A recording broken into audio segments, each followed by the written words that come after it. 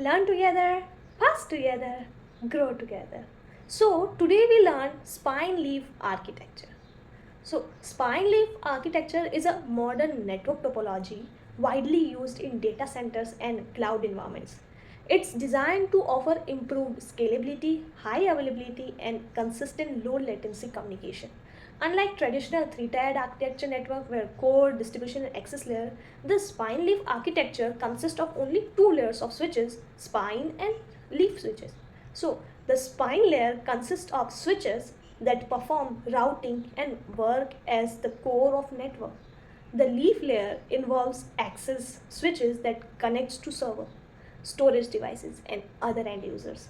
The structure helps data center networks reduce hop count, reduce network latency, and prevent bottlenecks, which are main issue of three-tier architecture.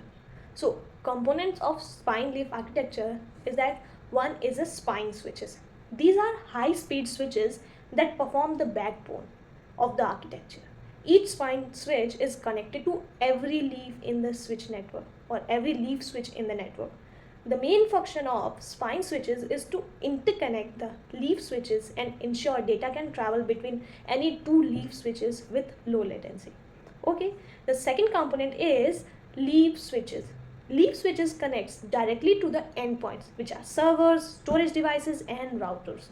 And to every spine switch, endpoints communicate with each other via leaf switches, and the traffic between endpoints on different leaf switches passes through one or more leaf switches spine switches.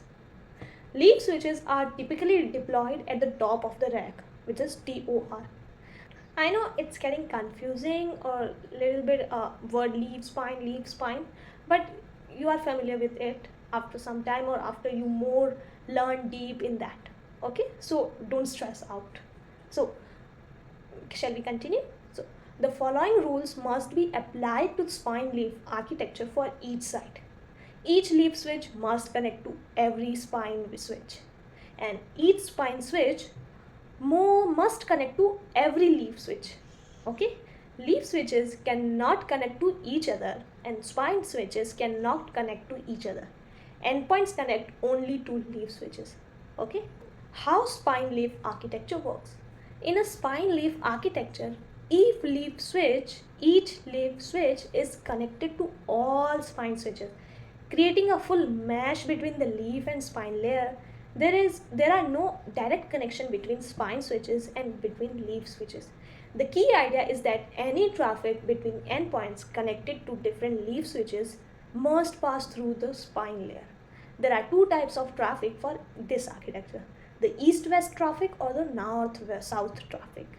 So east-west traffic, when a server connects to one leaf switch, needs to communicate with a server connected to another leaf switch.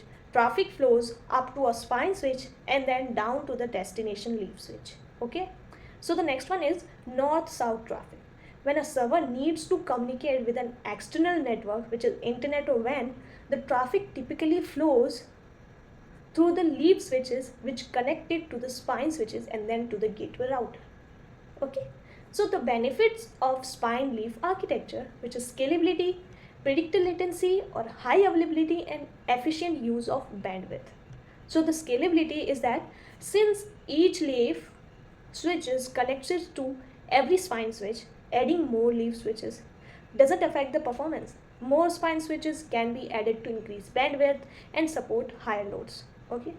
The predicted latency is that the architecture is non-blocking, meaning that every packet between any two endpoints take the same number of hops.